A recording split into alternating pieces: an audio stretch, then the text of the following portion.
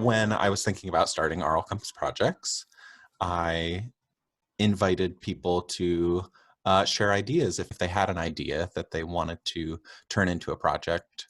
And you got back to me so fast. Yes, so you emailed, and I was in Israel at that time. And of course, being at Texas State where I teach and being a tenure track, we have to give sort of what our creative agenda is about. And so for me, at first, it was going to be just music that's outside of what I consider the vernacular languages, which is Italian, German, French, English. But then it started morphing more into performing unknown works of composers affected by the Holocaust. And so while I was in Israel, I was, kind of sort of compiling things and thinking about it. And then, of course, you sent the email, which I just think is, kismet and fate, that it came about, just started forming from there.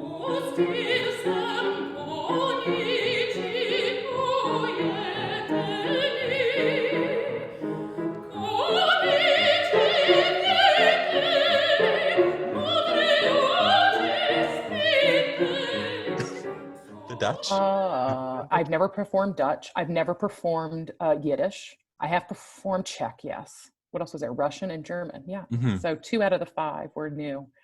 Yeah, but I'm always, I don't know. I love. It's so fun doing new things, and especially creating a concert that is so meaningful. And it's a unique opportunity as well, because I love all of the greats, and I love some good Schubert and Mahler and Brahms and Fauré. And for me, there's something thrilling about diving into music that isn't well known, because there's not a performance practice to it. So for me, that gives me, great gratitude, and to kind of dive in and dissect it and sort of make it my own, and then send it out into the world.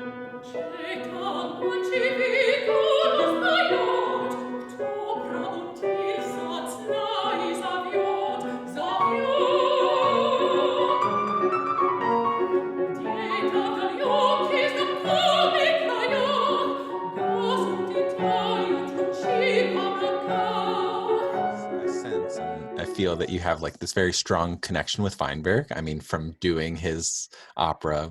Can you talk about like how you got involved in The Passenger in the first place? Yes. So I was in Chicago. I was covering Amneris at Lyric Opera Chicago when they were doing Aida.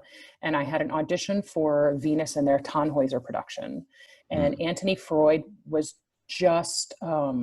had just come on as the general director of the company, and he wanted to hear me sing Venus. And so I had learned Venus, and Venus is a great role, but it just didn't fit very well in my voice. And so a couple days later, my manager called me and he said, okay, so Anthony doesn't want to offer you Venus, but he has this other opera that that they want to produce called The Passenger.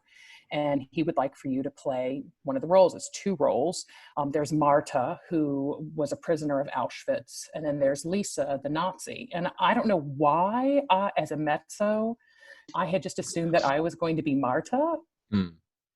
So I was like, oh, okay. So I went and it's by Weinberg. And so I went and I looked it online, and then I realized that the mezzo role was indeed Lisa, who was a Nazi SS officer in Auschwitz. And I've played some real bad women thus far in my career, and I really enjoy it. But most of them are either fictional, or there's so much time that has been removed from history that it's not so close to the chest. Mm-hmm. And for me, I didn't know if I could take on a role like that, because it's heavy. It's a really heavy role, and there's no sort of redeeming qualities about her, and you have to play her as is, but you can't play her like a caricature. You can't play her one-sided and just like the sort of, mean Nazi, and then that's it. There has to be layers to these people. Yeah. So I feel like it took me a week to say yes to the project, and for a girl who can't say no, That is a very long time.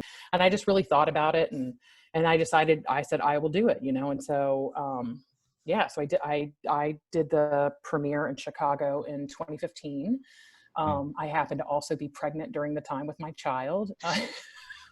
And so I've been doing the role since. And I was actually, right now I was supposed to be in Madrid, Spain, doing it. They are hopeful to reprogram it at a future date. And of course they gave us a future date. So my research sort of led me into him writing some song cycles. I didn't know anything about Mieczysław Weinberg before The Passenger. And so that kind of opened it. So when I decided that my creative agenda was to perform unknown works of composers affected by the Holocaust, that was kind of sort of the natural step.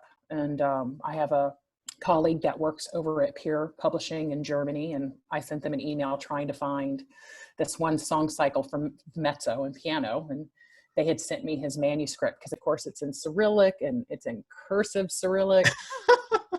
I was very fortunate to take Russian when I was an Adler Fellow, and our first year we learned like block letters, and then the second year she was like, and now we will write in cursive, and I was like, too much. So but what I did was, on Amazon there is a recording of these songs, and I wrote to the person selling the CD, and I asked them if they had liner notes, and they did. And I said, is the liner notes in Cyrillic? And they said yes. I said, great. So they sent me the liner notes, and that's how I was able to decipher cursive to block lettering. And then I will eternally be a student, so deciphering all of that and learning it. And this week we're featuring Ilse Weber. We are.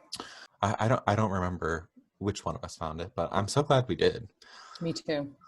And I love that you arranged them. Like, I think that that's just, it's just more of a gift of, your talent and your creativity that you have to make it a sort of a deeper, more complex piece, because I think she didn't have the opportunity to, revise these pieces and edit them and make them more complex. I mean, they were really more like just little folk songs. That's probably how they were performed. They were just pieces that were played in the camps. So I don't think they were thinking like, what is the concert practice of this piece? Exactly. They were like, this is music, and we're just gonna make it, and we're gonna have a good time with it. Oh, almost like jazz music. Just getting the melody and chords, and you just make it your own. So, and I love it. And I just love that sort of uniqueness, and it definitely has, your touch on there. There's going to be a lot of dancing.